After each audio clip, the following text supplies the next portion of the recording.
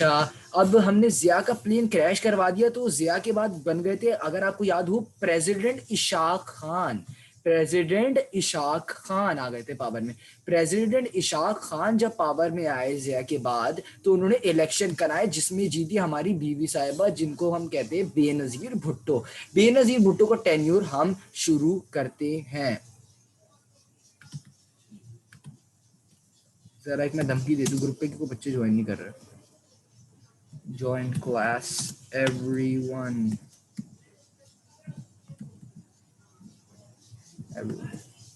Now. Okay guys, हम जब तक स्टार्ट करते हैं ये लोग जब तक आएंगे इनका ही फिर नुकसान होगा, तो फिर क्यों अटेंड नहीं कर रहे। ओके ओके ओके ओके, अब मैं स्क्रीन शेयर कर रहा हूँ अपनी। ओके ओके, सबसे पहले ये अब नाइजर केली की बुक है, उसमें कुछ टेन्यूज बहुत आसान है, कुछ हमारी वो है, हमारे पास मेरे नोट्स है, मेरे दो आप देख सकते फोल्डर्स खुले हैं, एक ही नोट्स का फोल्डर खुला हुआ है और एक ही नाइजर केली का फोल्डर खुला हुआ है। ये तौबा इस्माइल सिलान, क्या हरकतें की हैं आपने। अच्छा, एक नाइजर केली का फोल्डर खुला हुआ है और एक उसका फोल्डर खुला हुआ है, हम दोनों से करेंगे डिस्कशन। अच्छा जी, अब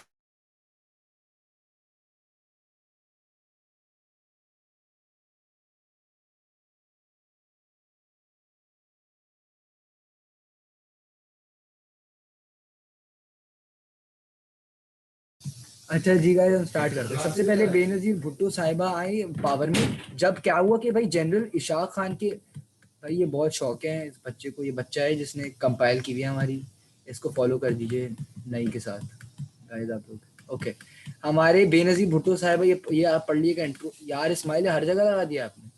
अच्छा, हाँ अब आए जब ये पावर पावर में बेनजीर भुट्टो आई। स्क्रीन ब्लर है यार, स्क्रीन बिल्कुल सही नजर आ रही है, स्क्रीन ब्लर है गाइस। नहीं सर, यार ताहा साहब आपके उसमें मसला है, क्लियर स्क्रीन बच्चों को सारे।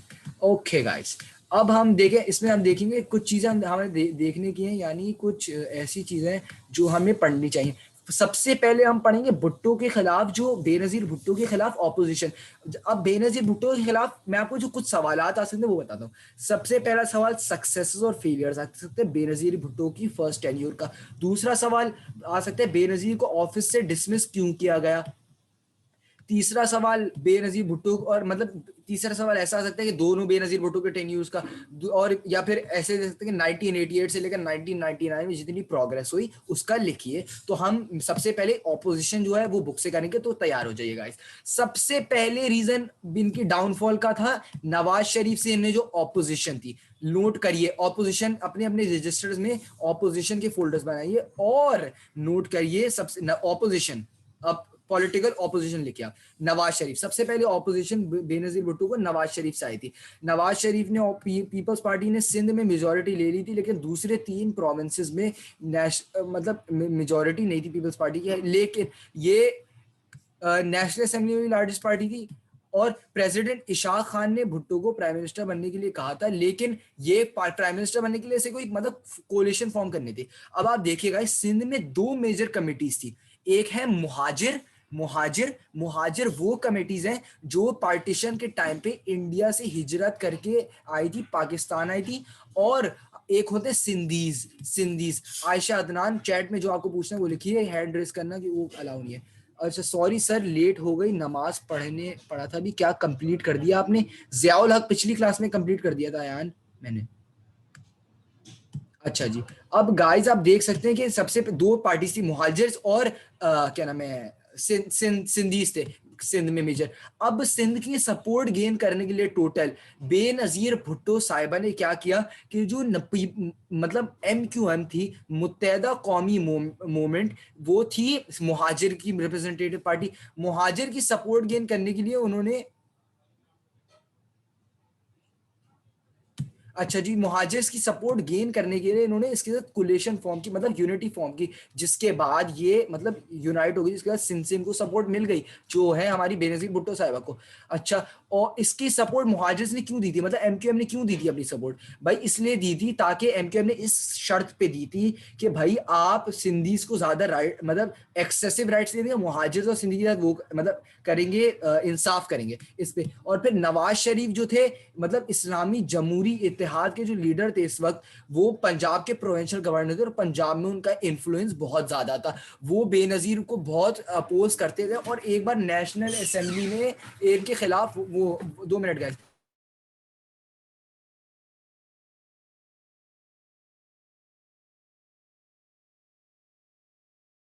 अच्छा गाइस, ये जो नवाज शरीफ थे, इन्होंने मतलब ये बहुत ऑपोजिशन ऑर्गेनाइज की उनके खिलाफ।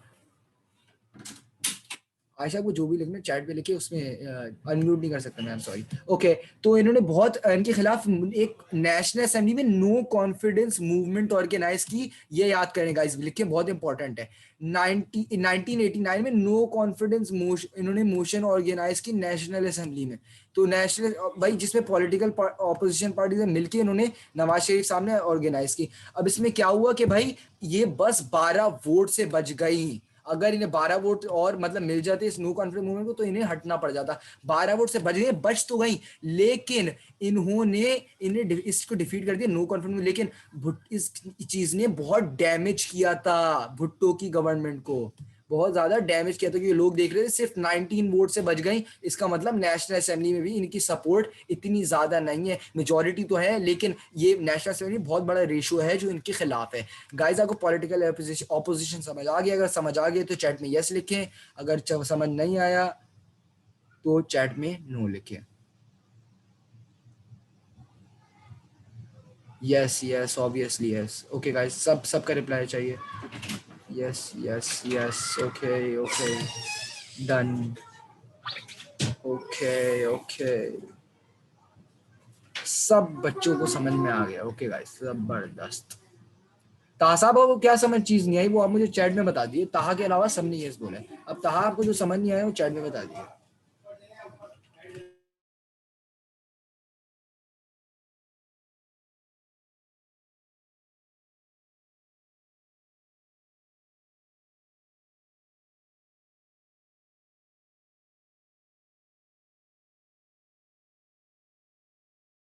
आयशा अदनान, प्लीज आप ऐसी डिमांड्स मत करिएगा जिससे आपको मैं इसे बाहर निकाल पे मजबूर हो जाऊँ उस मीटिंग से। ओके गाइस, अब प्रेसिडेंट इशाक से डिफरेंसेस पढ़ेंगे अब बेनजीर के। भाई सबसे पहले पॉलिटिकल ऑपोजिशन पढ़ा हमने। क्या पढ़े पॉलिटिकल ऑपोजिशन में? कि नवाज शरीफ ने जो इनके खिलाफ किया, नवाज शरीफ के खिलाफ किया सबसे पहली जो मुत्तहदा कौम, ये तो इसका प्लस पॉइंट था मुत्तहदा कौमी मूवमेंट का, लेकिन ये भी नेगेटिव में कन्वर्ट होने वाला है आगे, जब मैं आपको पढ़ाऊंगा वो पता चल जाएगा।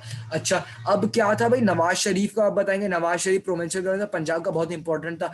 आप इसका ये नो कॉन्फिडेंस मोशन का बताएंगे, इसका आप नो कॉन्फिडेंस मोशन का बताएंगे। अच्छा जी गाइस, ये आप पॉलिटिकल ऑपोजिशन में इस चीज को डिटेल करके डिस्क्राइब करके जैसे मैंने आपको एक्सप्लेन किया वैसे लिखेंगे।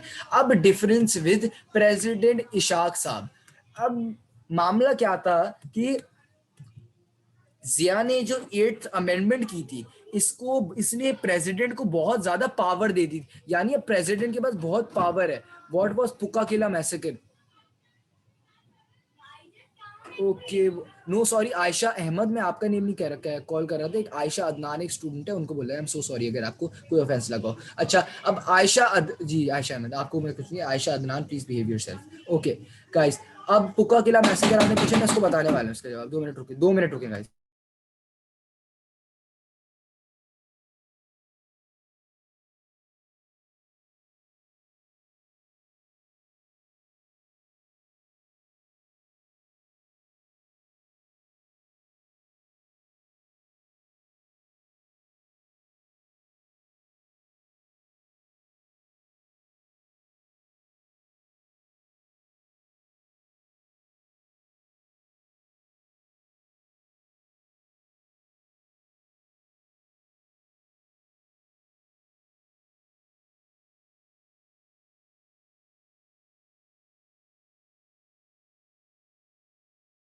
एट्थ अमेंडमेंट क्या थी, किसी ने पूछा? एट्थ अमेंडमेंट थी, eighth amendment was introduced by Zia. अगर एट्थ अमेंडमेंट को क्वेश्चन आया, आप लिखेंगे eighth amendment was introduced by Ziaul Haq in his like tenure. Ziaul Haq introduced this. This gave the president exceptional powers, and the president had many powers. The president became such powerful that now the president could dismiss the prime minister on the case of corruption, because the president was now powerful on the eighth amendment. The eighth amendment gave, आप ये 4 marks के इतने बड़ी detail काफी होगी। अच्छा जी, अब differences with president Ishaq. President Ghulam Ishaq ये जो थे, इन ये कहते थे कि भाई ये इनके बेनजीर भुट्टो के साथ कभी कभी डिसीजंस क्लैश होते। फॉर एग्जाम्पल बेनजीर कहती थी कि 2 मिनट।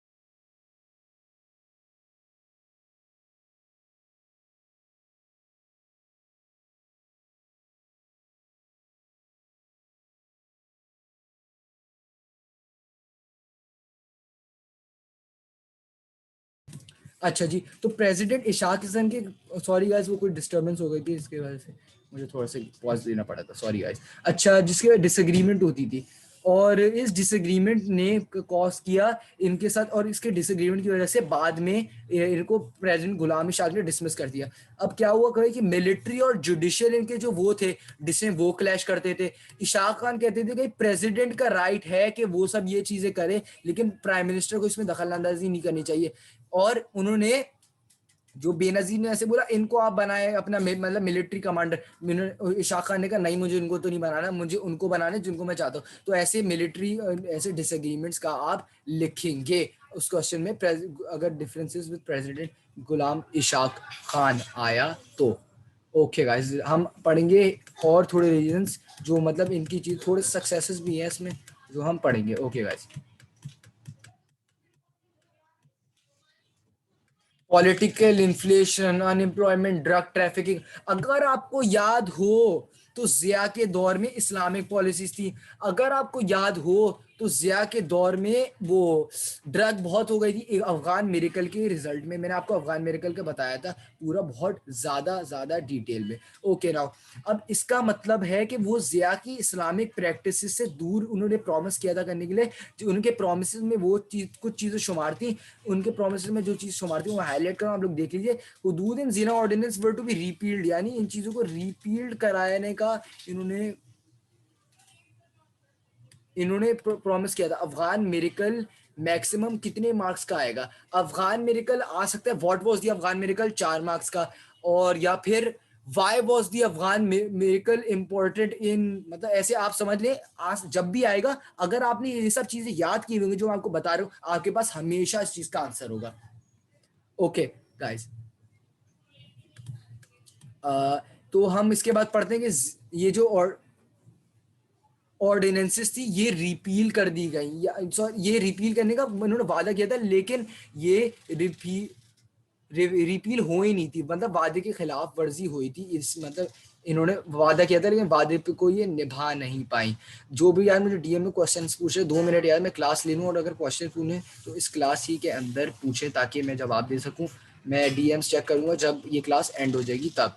ओके गाइस, इसके बाद हम पढ़ेंगे कि कैसे उन्होंने औरतों के राइट्स को इंक्रीज करने के लिए कहा। औरतों के राइट्स को इन्होंने इंक्रीज करने का, लेकिन इन्होंने औरतों के राइट्स को इतना इंक्रीज नहीं किया। अच्छा जी, इन्होंने औरतों के राइट्स को इतना इंक्रीज नहीं किया। और तो और इन्होंने क्या किया कि भाई इन्होंने बेनजीर ने कंप्लेन की कि भाई, ये बेनजीर वजह क्या थी, बेनजीर कंप्लेन करती थी कि जो सेनेट है वो मतलब पावर उनके उसमें ऑपोजिशन की पावर बहुत ज्यादा है, तभी ये नहीं हो पा रहा काम। गवर्नमेंट ने इससे मतलब और सपोर्ट लूज करती गई गवर्नमेंट, क्योंकि ये जो मतलब ड्रग एडिक्ट्स थे अफगान मेडिकल के रिजल्ट में जो आए थे, वो ड्रग एडिक्ट्स बढ़ते गए बढ़ते गए बढ़ते गए, और ये बहुत ज्यादा हो गए इसमें ड्रग एडिक्ट्स पाकिस्तान में 1 मिलियन तक पहुंच गए, ये आप लिख सकते हो। और आप लिख सकते हैं भाई वायलेंस बहुत ज्यादा बढ़ गया, गन्स गन्स पाकिस्तान की स्ट्रीट्स पे, स्पेशली कराची की स्ट्रीट्स में अब कॉमन हो चुकी थी, क्योंकि गन्स का ट्रैफिकिंग बहुत ज्यादा हो गई थी, क्योंकि जब चीप मतलब गन्स आई थी तो फिर बहुत सारे स्मगलिंग के थ्रू आ गई थी। अब सिंध में क्या प्रॉब्लम हुई थी, जिसके अब इसमें हम वो भी डिस्कस करेंगे, पुका किला मैसेकर, जो इनका किसी का क्वेश्चन पूछा है चैट में, what was Pucca Qila massacre, 4 marks में भी आ सकते हैं, तो हम नीचे डिस्कस करेंगे, पहले हम ये पढ़ लें।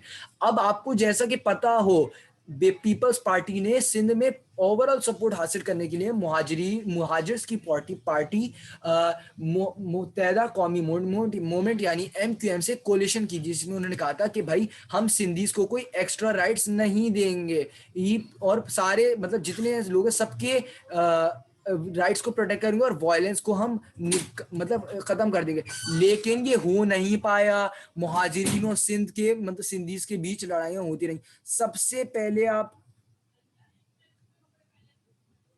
सबसे पहले आप लिखेंगे इसमें, was India not granted self rule by, यार ये कैसे सवाल, सेक्शन 2 के बच्चे सवाल पूछ रहे हैं।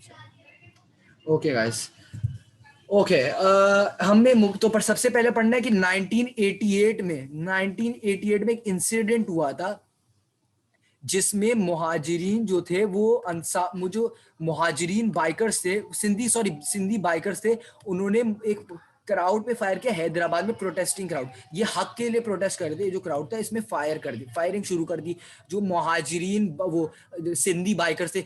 इसकी वजह से बहुत सारे जो उस मुहाजिरीन थे इस क्राउड में 250 आप लिखेंगे मुहाजिरीन मारे गए, 250। ओके गाइस, इसकी वजह से बहुत वायलेंस हुआ, और 1989 यानी एक ही साल के बाद MQM ने अपनी अलायंस खत्म कर दिया। एक और आप लिखेंगे इसके बाद कि भाई क्रैकडाउन, अब ये पुका किला मैसेकर आता है। अब पुका किला मैसेकर का जब क्वेश्चन है what was Pucca Qila massacre, ये पक्का किला मैसेकर असली में हुआ था, लेकिन इसको अंग्रेज हैं क्योंकि तभी हर चीज को बिगाड़ बिगाड़ के लिख दिया, तो इसलिए पुक्का कहते हैं इसको ये। अच्छा जी, किसका मैसेज आया, ये प्रोटेस्ट हो रहा थे या नॉर्मल पीपल से, क्या भाई प्रोटेस्ट हो रहे थे बहुत ज्यादा, मुहाजिरीन राइट्स डिमांड कर। आप सिंधीज क्यों, आपको पता है सिंधीज को स्पेशल सीट्स दी जाती थी इसमें, क्या नाम है, जाके जबकि सिंधीज जो थे वो हमारी जो मुहाजिरीन कौम थी वो ज्यादा एजुकेटेड थी सिंधीज से, फिर भी सिंधीज को स्पेशल राइट्स दिए जाते थे, एक्स्ट्रा मार्क्स दिए जाते थे, कंसेशंस दिए जाते थे। और अब मतलब जो पीपल्स पार्टी ने था वो अपना प्रॉमिस उसने MQM के साथ तोड़ दिया था। Quota system was introduced. अच्छा जी, इसमें सर कोटा सिस्टम इंट्रोड्यूस हो जाए, जो मुझे पता नहीं है क्या, फिर भी आपको पता है, बहुत जबरदस्त लिख सकते हैं आप। ओके गाइस, अब 1990 में एक पक्का किला मैसेकर हुआ था, जिसमें हैदराबाद, MQM की सबसे ज्यादा पावर हैदराबाद में थी, ये बात नोट कर लें आप, क्रैकडाउन इन हैदराबाद। अब इस हैदराबाद में एक लॉकडाउन इंपोज हुआ कि मतलब शूट ऑन साइट कर्फ्यू, मतलब आप घर से बाहर नजर आए आपको गोली मार दी जाएगी, और पुलिस ने एक हाउस टू हाउस ऑपरेशन शुरू किया, हर घर में छापा मार के उस घर को चेक किया जाएगा। हैदराबादीज ने इसे बहुत अपोज किया, और इसको अपोज करने के रिजल्ट में एक फड्डा हुआ,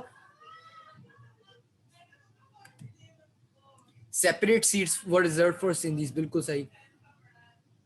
मुहाजिरों से मसला क्या था, बस देखे भाई बेनजीर भुट्टो सिंधी थी तो बस सिंधी को फेवर ऐसे कर रहे थे, वो ये मसला था मुहाजिरों से। ये किसने किया था, क्या किसने किया था, पुक्का किला मैसेकर पुलिस वालों के और लोकल हैदराबादीज, सिंध ने या मुहाजिरों ने, भाई टोटल जैसे देखें, क्रैकडाउन सिंध ने किया था ना, सिंध की हुकूमत थी भाई, बेनजीर के यार आप क्या पढ़ रहे हैं यार, कहा साहब, बेनजीर की हुकूमत थी, सिंधीज ने बेनजीर सिंधी थी, और बेनजीर ने लॉक मतलब crack shoot on side curfew लगा दिया था इसमें हैदराबाद में बहुत ज्यादा मुहाजिर थे और सबसे ज्यादा पावर उनकी वहीं थी। अकबर बुगाटी ने हैंड रेस किया हुआ है। सबसे पहली बात, आपका नाम बड़ा अजीब लग रहा है मुझे, और मैं आपको किक करने वाला हूँ इस अजीब नाम के तहत। दूसरी बात, आप हैंड रेस कोई नहीं करेगा मेरी मीटिंग में, सिर्फ और सिर्फ वो करेगा चैट में लिखेगा जो उसको मतलब वो इशू होगा, मैं चैट में एड्रेस करूंगा उसका। अच्छा जी, अब मुहाजिर ने इसको जब प्रोटेस्ट किया, ओ सॉरी अकबर, सॉरी। अच्छा जी, आपको जो पूछना है आप चैट में लिखें।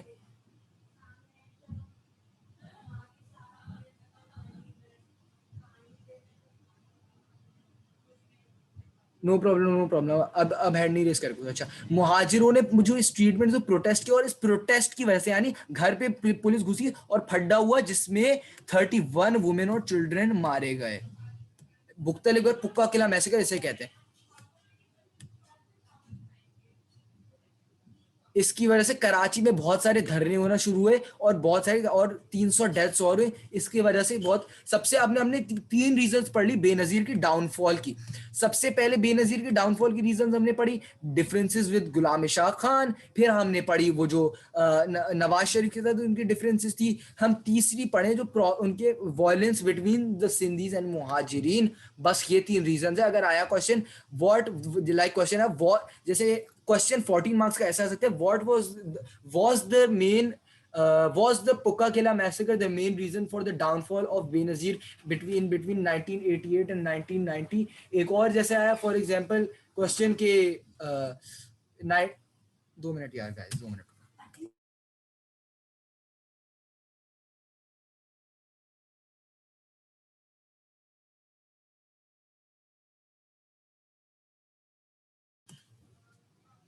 अच्छा, पास पेपर से देखो ना यार, कैसी कौन है ये? ताहा साहब, ताहा साहब, पहले हम इसको कर लें फिर पास पेपर भी देखेंगे, थोड़ा सब्र रखिए। अच्छा जी, कश्मीर में क्या हुआ भाई? कश्मीर में जो भी हुआ वो साइड पे ब्लर हुआ। अच्छा, मजाक कर रहा हूँ। कश्मीर में मुस्लिम्स की एक अपराइजिंग हुई जिसकी रिजल्ट में छोटी सी अपराइजिंग हुई मुस्लिम्स की, कश्मीरी मुस्लिम्स की, जिसमें बहुत मतलब फाइटिंग शुरू हुई। वो मतलब पुअरली इक्विप्ड थे और घर पे छुरी और खंजर लेके बाहर निकल जाते थे और मार देते थे जो फौजी थे वहां। अब क्या होता था कश्मीर में, क्या हुआ कि कश्मीर में जो मुसलमानों की हेल्प करने के लिए बेनजीर भुट्टो ने अपने फर्स्ट टेन्योर में, नहीं याद रखिएगा, सेकेंड टेन्योर में इन्होंने इनकी मदद करी बेनजीर भुट्टो ने। और इन्होंने साफ साफ बोल दिया कि अगर, अब देखे बेनजीर की सक्सेसेस ना दो जगह कॉन्सेंट्रेटेड है। एक जगह सॉरी, सबसे ज्यादा बेनजीर की सक्सेस वहां है क्या ना, इनकी फॉरेन पॉलिसी में, जो हम अभी पढ़ने जा रहे हैं ये फॉरेन पॉलिसी। और ये मतलब इन्होंने रिटेलिएट किया और इन्होंने पूरी तरीके से मुसलमानों को साथ दिया कश्मीरी। अच्छा, फॉरेन पॉलिसी भाई बेनजीर की बहुत सक्सेसफुल रही। फॉरेन पॉलिसी की सक्सेसेस ऐसे हैं कि अब Benazir for more successful in foreign policies she took Pakistan. Okay, tenure क्या होता है? टेन्योर का मतलब जब से ऐसे सरेजान, थैंक यू अकबर। अच्छा, आयशा अहमद का आया क्वेश्चन, टेन्योर क्या होता है यार? टेन्योर जैसे, जी टेन्योर का मतलब रूल। जैसे मेरा, इनका टेन्योर मतलब इनका रूल रहा, इनकी हुकूमत, टेन्योर की हुकूमत कहते हैं। सबसे पहली हुकूमत बेनजीर भुट्टो की रही 1988 से लेकर 1990 तक। आपको समझ में आ गया आयशा? अगर आपको समझ में आ गया, yes.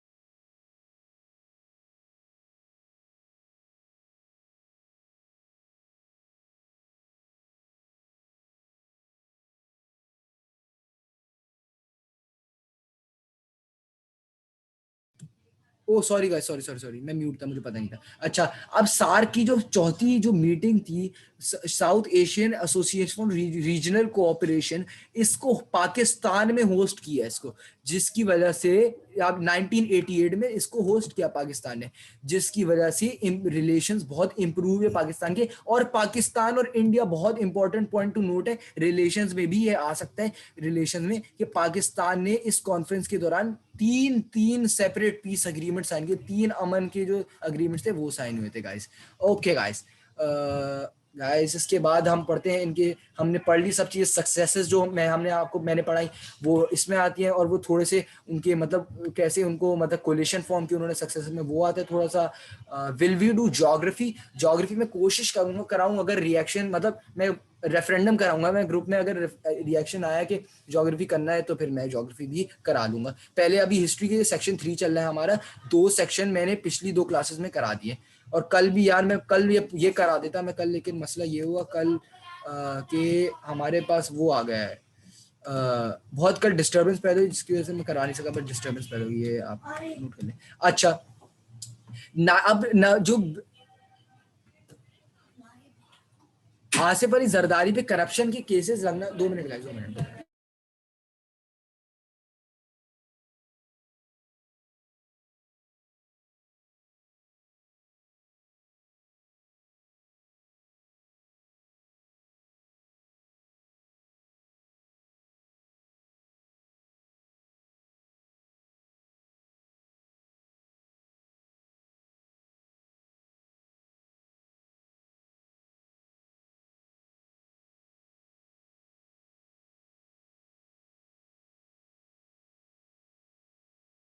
Okay guys, okay okay okay okay, I am back, sorry for the break. लेकिन गाइस घर पे मेहमान आए हुए मेरे कजन्स, तो मेरे छोटे कजन से इंतहाई अनोइंग है, मुझे बहुत अनोय कर रहे हैं, तभी वो बार बार दरवाजे पे खटखटा के भाग रहे हैं, जैसे आपको पता है क्या हरकतें हो रही होंगी। ओके गाइस, अब हम शुरू करेंगे आसिफ अली जरदारी की थोड़ी सी हरकत, जिसको हम करप्शन के चार्जेस के, जिसके फाइनल इनका, जिनको जिसके बाद ये गुलाम शाह खान ने इनको भगा दिया गवर्नमेंट से। ओके गाइस, आसिफ अली जरदारी साहब, इनके ऊपर बहुत सारे करप्शन के चार्जेस लगना शुरू है, इनको अरेस्ट कर लिया गया और ब्लैकमेल के चार्जेस पे और 2 साल की जेल सुना दी गई।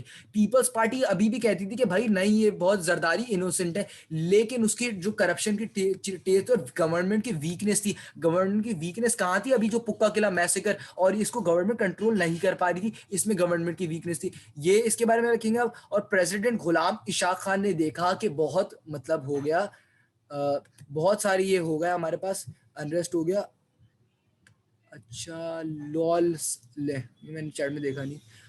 इजान जूम की रिकॉर्डिंग सेंड कर देना यार, मैं इसकी रिकॉर्डिंग कर दूंगा, सबके कजन ऐसे ही होते हैं। तभी मैंने आपको बताया था, मुझे पता था सबको समझ आएगा सर। मैं आके, अच्छा जी गाइस, प्लीज अपने कजन्स के किस्से सुनाना बंद कर दीजिए और पढ़ लीजिए। अच्छा, ओके उस्मान साहब का मौका है कल, ले भाई आपका मौका है कल, तो आप मुझे प्राइवेट में अगर आपको समझने तो कर दें, क्योंकि रिकॉर्डिंग सब तो नहीं हो सकती। अच्छा जी, सॉरी सॉरी सॉरी गाइस। अच्छा, ओके, अब तो 8th अमेंडमेंट यूज करके गुलाम शाह ने डिसमिस कर दिया इस, ये फाइनल था। अब हमने पहला टेन्योर मुकम्मल कर दिया। इस पहले टेन्योर आपको मैं इस चैप्टर 15 के बुक नाइजल कैली के भी, और ये नोट्स जो हैं, नोट्स से वो भी भेज दूंगा। अच्छा जी, ओके ओके ओके, अब आए नवाज शरीफ। नवाज शरीफ जो साहब हैं हमारे, यार भेज देना प्लीज क्लास के बाद। ताहा साहब, रिकॉर्डिंग इतनी 1-1 घंटे की होती है और इन्हें प्रोसेस होने में देर लगती है, एक रिकॉर्डिंग को प्रोसेस होने में 1 घंटे से ज्यादा लगते, तो मैं नहीं भेज सकता।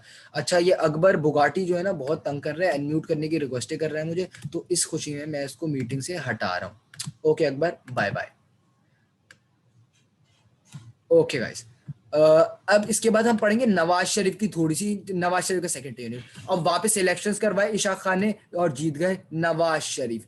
नवाज शरीफ ने कहा कि पाकिस्तान को इंडस्ट्रियलाइज करूंगा। नवाज शरीफ ने आते के साथ ही कहा, पहला कदम रखते ही गवर्नमेंट ने कहा कि वो इंडस्ट्रियलाइज करेगा, यानी मॉडर्नाइजेशन बनाएगा, वो इंडस्ट्रीज बनाएगा बहुत सारी पाकिस्तान में। अच्छा वैसे कैसे आपको पूछना भूल गया, पहले टेन्योर के मुतालिक कोई क्वेश्चन है आपका?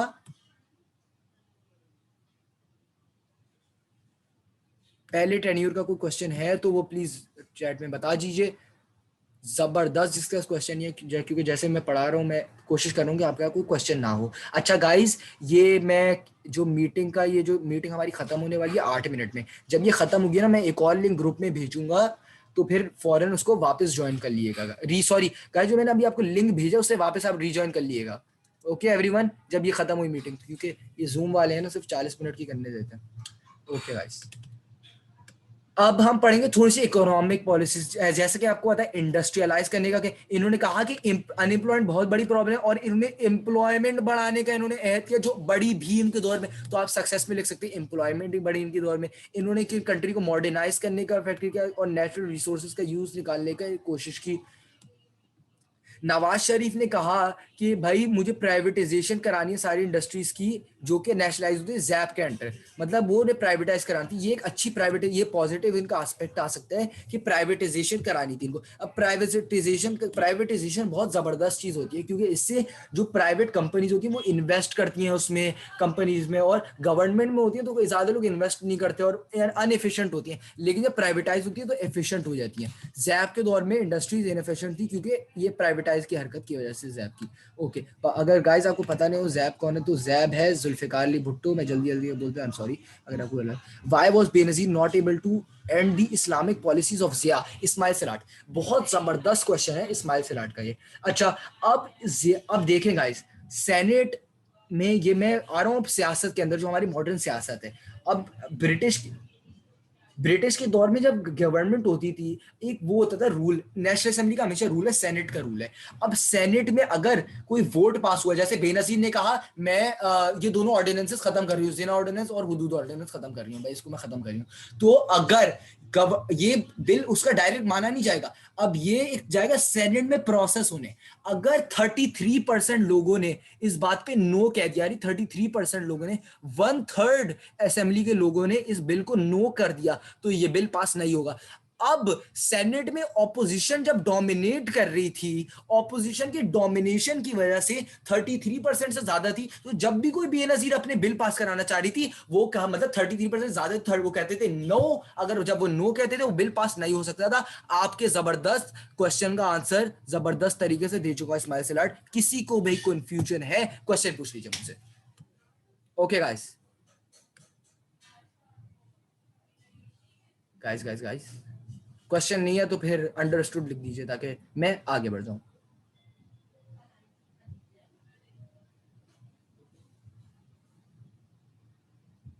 जबरदस्त, अंडरस्टूड। गाइस 5 मिनट बच्चे, कभी भी मीटिंग एंड हो जाएगी तो मैं वापस रिज्वाइन, आप इसी लिंक से करिएगा। ओके। अब बहुत सारी इन्होंने इंडस्ट्रीज बनाई, आप ये लिखेंगे बहुत सारी इंडस्ट्रीज इन्होंने बनाई, shipping industry, electrical supply, airline support. अगर वो सक्सेस और फेलियर क्वेश्चन है तो ये लिखेंगे। और प्राइवेटाइज किया इन्होंने इन सबको। इन्होंने 2 प्रोजेक्ट्स आपको याद करने, इकोनॉमिक प्रोजेक्ट्स जो कि बहुत लार्ज थे। एक तो बथोड़ो पावर प्लांट है, ये यहाँ पर सिचुएटेड है। और एक गवादर मिनी पोर्ट स्टैब्लिश हुआ बलूचिस्तान में, आज भी इसकी बहुत इकोनॉमिक इंपॉर्टेंस है। ज्योग्राफी जो गौर से पढ़ते हैं उनको ये बात पता होगा। ओके जी।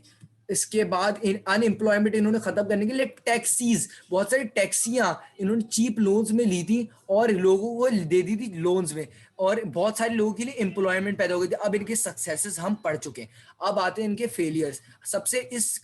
सबसे पहला फेलियर हम पढ़ेंगे, जो लोन्स थे वो कभी भी वापस नहीं किए गए। कुछ लोगों ने लोन्स, मतलब वो टैक्सियां लेके भागे, उन्होंने लोन्स वापस नहीं किए कभी। थोड़ा सा ये आप देखेंगे, मोटरवे प्रोजेक्ट है, या आप मोटरवे प्रोजेक्ट बहुत एक बड़ा प्रोजेक्ट है, इसमें बहुत सारे पैसे खर्च हुए। अब मैं सब प्रोजेक्ट्स के फेलियर्स और सक्सेस बताते जाऊंगा। Okay guys. अच्छा, और मैं आपको इस बात, यार किसी का क्वेश्चन है, what was the court attack on Nawaz Sharif time? Court attack Nawaz Sharif के दूसरे टेन्यूर में हुआ था आयशा, दूसरे टेन्यूर में। अब जब सेकंड टेन्यूर पे आएंगे वो मैं समझाऊंगा। वो कोर्ट में नवाज शरीफ को किसी ने करप्शन के इल्जाम लगाए थे, उसके बाद कोर्ट में नवाज शरीफ को जज किया था। इसमें वो सज्जाद अली शाह थे, उनको फिर मतलब बहुत सारे हमला हो गया था, नवाज शरीफ के सपोर्टर्स ने कोर्ट पे हमला कर दिया था, बेटन चार्ज करके उनको निकाल दिया गया था। ये मैं सेकंड टेन्यूर में आपको बहुत ज्यादा डिटेल में बताऊंगा, प्लीज अगली क्लास को ज्वाइन कर लीजिएगा। अच्छा यार, रिलेशन वाले चैप्टर में कौन सी कंट्रीज के साथ रिलेशन इंपॉर्टेंट है सबसे? यार ऐसे सवाल अभी तो नहीं पूछे क्योंकि मैं ये कर रहा हूँ, इस पे कंसंट्रेट करिए आप। रिलेशंस किसके इंपॉर्टेंट है? सब इंडिया, यूएसए, यूएसएसआर, बांग्लादेश, सबसे 4 इंपॉर्टेंट है। उसके बाद भी बहुत ज्यादा इंपॉर्टेंट है, लेकिन ये 4 सबसे ज्यादा इंपॉर्टेंट है। चाइना भी बहुत इंपॉर्टेंट है। Okay guys. अच्छा, मोटरवे प्रोजेक्ट क्या हुआ था कि भाई ये इन्होंने मोटरवे बनाया था, लेकिन उसमें पैसे बहुत खर्च हुए थे। आप लिखेंगे he built that was the first motorway built in South Asia. It was the first motorway to be built in South Asia. The project suffered continuous delays and costed a high amount. की amount exact याद करने की जरूरत नहीं है, बहुत महंगा था, बस आपको ये पता होना चाहिए। आपको ये गाइस पता चल गया होगा कि मोटरवे प्रोजेक्ट क्या था, मोटरवे प्रोजेक्ट की सक्सेस क्या थी, मोटरवे प्रोजेक्ट की फेलियर्स क्या थी, बहुत छोटा सा है। अच्छा जी, और 2 मिनट गाइस, इसको मैं 2 मिनट हटा दूं, ये जो चीज़ है अजीब सी जी, दिखनी नहीं चाहिए जो चीज़। Okay guys, USA aid, aid का क्या मामला था? अब एड का मामला था कि भाई अफगान मेरेकल, अभी मैंने पढ़ाया था कि अगर आपने गौर से पढ़ा हो तो अफगान मेरेकल में बहुत सारा एड आ रहा था, पाकिस्तान को मिल रहा था बहुत सारा एड। अब वो एड बंद हो गया जब वर्ल्ड ये मतलब ये वॉर खत्म हो गई, और जब पाकिस्तान ने मतलब न्यूक्लियर पावर प्रोजेक्ट अपना स्टार्ट किया, मतलब न्यूक्लियर अपने मतलब वेपन टेस्टिंग स्टार्ट की, तो ये एड बहुत कम हो गया। इस एड की वजह से नवाज शरीफ की गवर्नमेंट में बहुत कम पैसे, मतलब उनको इकोनॉमिक डिक्लाइन का सामना करना पड़ा। उन्होंने भाई कीमतें बढ़ा दी, जिसकी वजह से बहुत सारा अनरेस्ट पैदा हुआ। ओके, छुपा दिया मैंने, जबरदस्त। ओके गाइस, आपके जैसे कि ये मैंने ये आपको बता दी यूएस एड का क्या मामला था। ओके गाइस, नाउ इसके बाद हमारे पास है ये बीसीसीआई स्कैंडल। अब ये जो दो स्कैंडल्स है ना गाइस, एक तो कोऑपरेटिव सोसाइटी स्कैंडल और एक तो बीसीसीआई स्कैंडल।